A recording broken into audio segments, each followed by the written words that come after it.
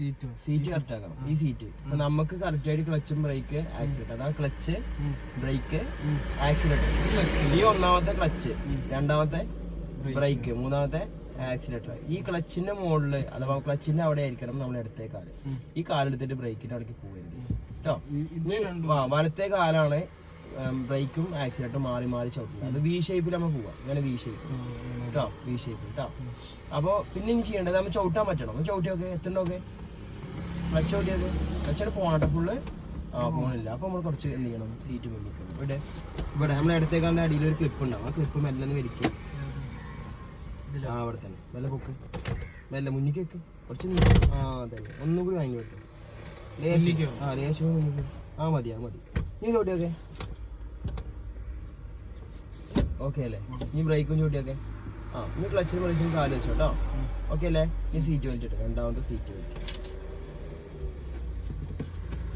ഡ്രൈവിങ്ങിന്റെ ബാലപാഠങ്ങൾ പഠിച്ചാൽ ഡ്രൈവിങ് എളുപ്പമായിരിക്കും. അത് പഠിക്കാത്തതിന്റെ പ്രശ്നങ്ങൾ കുറേ ഉണ്ട്. കൈയിൻ്റെ ഉള്ളിൽ കൂടി സേഫ്റ്റി പർപ്പസ് ആണ്. ഇപ്പോൾ ഇപ്പോഴത്തെ വണ്ടികളിൽ സീറ്റ് ബെൽറ്റ് ഇട്ടിട്ടില്ലെങ്കിൽ വണ്ടി പോവില്ല, ഒച്ചയൊക്കെ ഉണ്ടാകും കേട്ടോ. പിന്നെ ഇനി നമ്മൾ ചെയ്യേണ്ട കാര്യം എന്ന് പറയുന്നത്, ഞാൻ ഗിയറിനെ കുറിച്ചൊന്ന് പറഞ്ഞുതരാം, എന്നിട്ട് ഞാൻ ബാക്കിയുള്ള കാര്യം പറഞ്ഞുതരാം കേട്ടോ.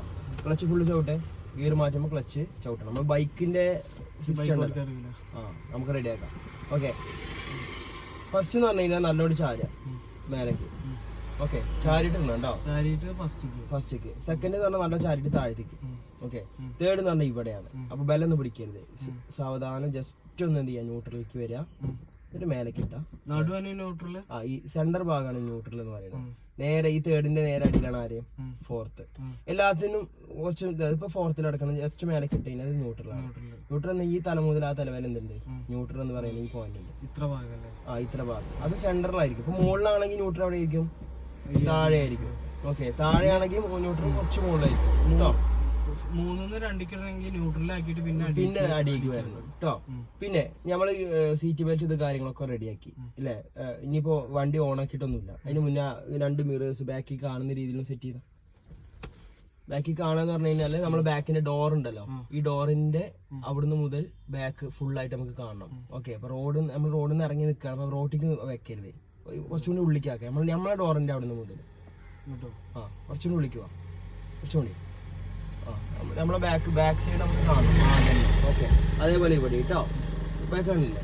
ഇനി വണ്ടീന്റെ ബാക്ക് സൈഡ് ബാക്ക് സൈഡ് അഥവാ നമ്മൾ ബാക്ക് മുതൽ ഫുൾ ആയിട്ട് നമുക്ക് കാണും കേട്ടോ.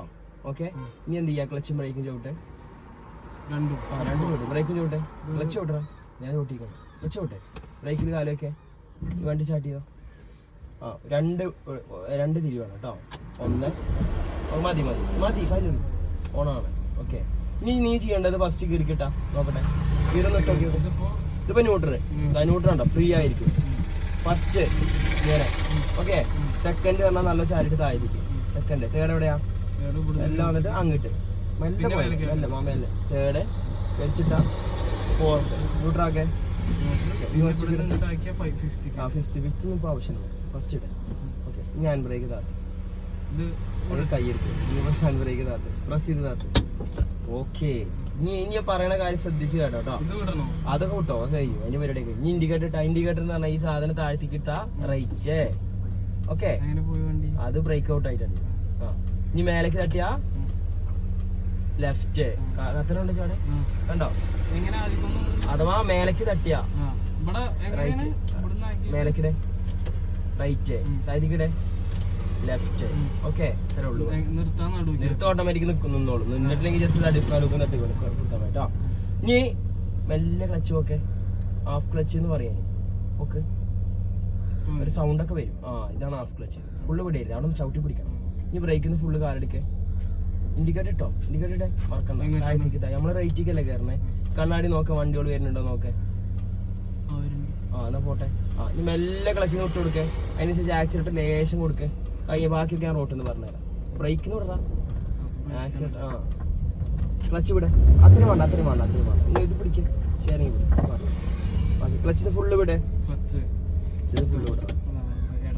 ഇടത്തെ കാല് ഫുള്ള് വിടും കേട്ടോ. അതാണ് ക്ലച്ചിന്റെ കാലം. ഇതിൽ ബലം പിടിക്കരുത്, ജിമ്മിന് പോണ പോലെ ബലം പിടിക്കരുത്.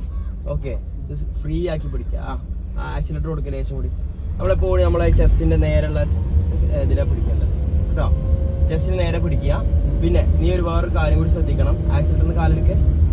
ഇതില് കൈ നമ്മള് ഈ സ്റ്റിയറിംഗ് തിരിക്കുന്നതിനനുസരിച്ച് കൈ ലൂസാക്കി കൊടുക്കുക. ഒരേപോലെ അവിടെ തന്നെ പിടിക്കരുത്. സ്റ്റിയറിംഗിന്റെ ഈ ഭാഗം പിടിക്കണം എന്നല്ല, ഏകദേശം ഈ ഭാഗം വരണം കൈ. നമുക്ക് ഇതുവരെ പോവാ കൈ കേട്ടോ, അതിനൊന്നും കുഴപ്പമില്ല. അപ്പോൾ ഈ സ്റ്റിയറിംഗ് തിരിയുന്നതിനനുസരിച്ച് കൈ ലൂസാക്കി കൊടുക്കണം, ടൈറ്റ് ആക്കി പിടിക്കരുത്. ഇനി നമുക്ക് സെക്കൻഡ് ഗിയർ കിട്ടാം. സെക്കൻഡ് ഗിയർ കിട്ടണമെങ്കിൽ ആദ്യം ആക്സിലേറ്ററിന് കാലെടുക്കണം, കാല് പൊക്കെ, ക്ലച്ച് ഫുള്ള് ചവിട്ടെ.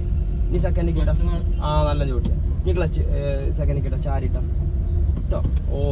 മതി. ഇനി ക്ലച്ചിന് ഫുള്ള് കാലെടുക്കേ. ഇനി പോകാം. ഇനി മെല്ലാക്കി.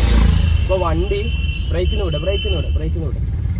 അപ്പോൾ നീ മനസ്സിലാക്കേണ്ടത്, വണ്ടി റണ്ണിങ്ങിലാവുമ്പോൾ ക്ലച്ചിന്ന് ഗിയർ മാറ്റി കഴിഞ്ഞാൽ ക്ലച്ചിന്ന് വേഗം കാലെടുക്കാം. പക്ഷെ വണ്ടി നിർത്തി എടുക്കുമ്പോൾ മെല്ലെ എടുക്കാൻ പാടില്ല.